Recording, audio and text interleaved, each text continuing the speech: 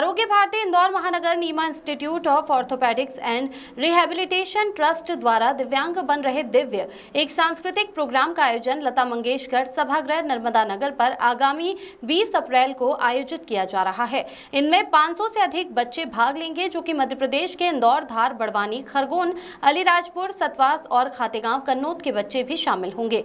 वहीं आरोग्य भारती रोग प्रतिबंधन के लिए समर्पित स्वास्थ्य सेवा संगठन है, जो सभी को स्वास्थ्य के प्रति जागरूक भी करता है। आज इंदौर प्रेस क्लब में प्रेस वार्ता के दौरान बताया गया कि आरोग्य भारती की सहभागिता से डॉक्टर प्रमोद नीमा के द्वारा पोलियो या जन्मजात अस्थि बाधित दिव्यांग बच्चों के एक या एक से अधिक बार सफल ऑपरेशन के द्वारा उन्हें अपने पैरों पर खड़ा करने का सार्थक और सफल उपचार किया गया है। इस सफल उपचार से जीवन में उत्साह से परिपूर्ण चुनिंदा 500 बच्चों द्वारा 20 अप्रैल 2025 रविवार को सुबह 11 बजे से लता मंगेशकर सभागृह के परिसर में दिव्यांग से बने दिव्य बच्चों द्वारा सांस्कृतिक कार्यक्रम आरोग्य भारती मालवा प्रांत एवं Neema institute of orthopaedics and rehabilitation trust के द्वारा आयोजित किया जा रहा है।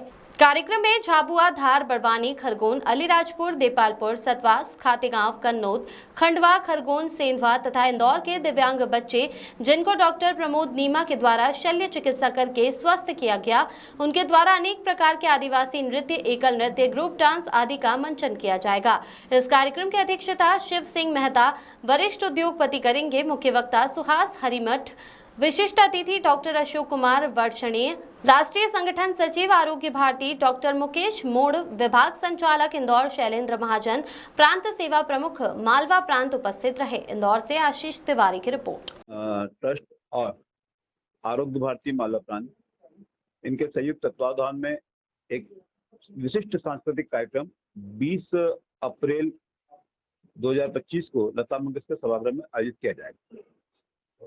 विशेषता इस कार्यक्रम की यह है कि 1993 में जब डॉक्टर नीमा साहब ऑर्थोपेडिक सर्जन के रूप में स्थापित हुए थे और तभी उनके मन में कुछ बच्चों के प्रति कुछ नया नवाचार करने का उस वक्त एक संकल्प था। और संकल्प ऐसा था कि जो बच्चे पोलियो से या जन्मजात किसी कारण से विकलांग होकर चलने फिरने में असमर्थ है और यदि उनको कुछ सफल 2-4 उनके ऑपरेशन कोई कर दे तो वो ऑपरेशन के माध्यम से वो बच्चे अपने पैरों पे खड़े हो सकते हैं। तो जो रेंग पर चलने वाले बच्चे थे उनको समाज एक अभिशप्त रूप में देखता था। उस ऐसे बच्चों के प्रति सद्भावना होना और उनको अपने पैरों पर खड़े करने के लिए 3 से 4 बार ऑपरेशन करना, ये एक लक्ष्य निर्धारित किया गया। और वैसे लोग बहुत जो गरीबी रेखा के नीचे थे, आर्थिक रूप से कमजोर थे और जिनको कहीं कोई चिकित्सा सेवा या किसी सुविधा किसी भी स्तर पर नहीं मिलती थी, तो ऐसे कंडीशन में एक बहुत बड़ा संकल्प उन्होंने अपने मन में धारण किया था। और हमें आश्चर्य होगा कि वो 1993 से करते करते आज तक में लगभग 28,000 बच्चों का सफल ऑपरेशन कर उनको उनकी जो विकलांगता दिव्यांगता है उससे मुक्ति करें। कार्यक्रम में क्या क्या होंगे? अब ऐसे बच्चे जो आ रहे हैं, ऐसे बच्चों के मन में उत्साह है, उनके जीवन में समाज की धारा से जुड़े हैं, तो वो अपने कुछ सांस्कृतिक कार्यक्रम उस मंच पर देंगे जिसमें वो एकल अभिनय, अपने आदिवासी नृत्य, जनजाति नृत्य जो उनके क्षेत्र में होते हैं वो, या इस तरह के एक गीत संगीत ऐसा एक कार्यक्रम विशिष्ट सांस्कृतिक कार्यक्रम होगा।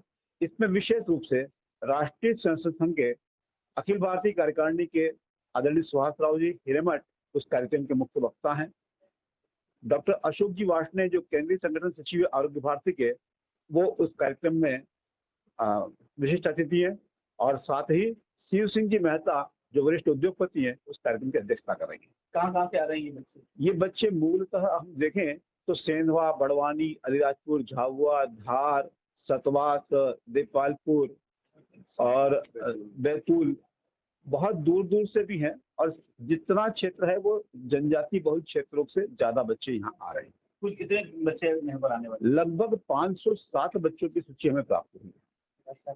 आपका नाम? मैं वैद्य लोकेश जोशी, आरोग्य भारती मालवा प्रांत कार्याध्यक्ष। आपको कैसे लगे कि बच्चे विकलांग हैं? आपने बताया कि दूर दराज से भी। देखिए, मैं जब अपना पोस्ट ग्रेजुएशन कर रहा था तो एमडी मेडिसिन में कर रहा था और उस समय मुझे बहुत अच्छे अवसर प्राप्त थे कि मैं विदेश जा सकता था। पर एक शिविर ऐसा देखा मैंने उस समय, एक छुट्टी के दिन, कि उसमें दिव्यांग बच्चों के निःशुल्क ऑपरेशन किए जा रहे थे। वहां से प्रेरणा हुई कि मुझे इन दिव्यांग बच्चों की सेवा करना है। और मैंने ऑर्थोपेडिक में अपना पोस्ट ग्रेजुएशन किया और उसके बाद पहले दिन से मेरे मन में ये भावना थी कि इन दिव्यांग बच्चों तक पहुंच के ऑपरेशन करना है। तो शुरुआत में हम डायग्नोस्टिक कैंप लगाते थे और जो मैंने छोटा सा हॉस्पिटल खोला था उसमें उनको बुलाते थे। तो वो आ नहीं पाते थे शहर तक। शहर में आने का उनका बहुत भय व्याप्त था, जागरूकता की कमी थी, शिक्षा का अभाव था और आर्थिक अक्षमता थी। तो इसके कारण से वो नहीं आ सकते थे।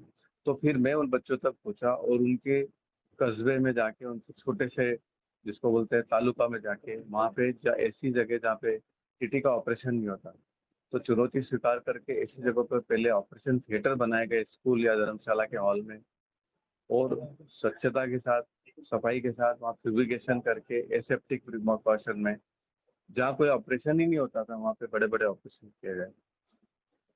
आपको ऐसा कोई आंकड़ा है कि मध्य प्रदेश में ऐसे कितने बच्चे होंगे, देखिए, कोई अनुमान?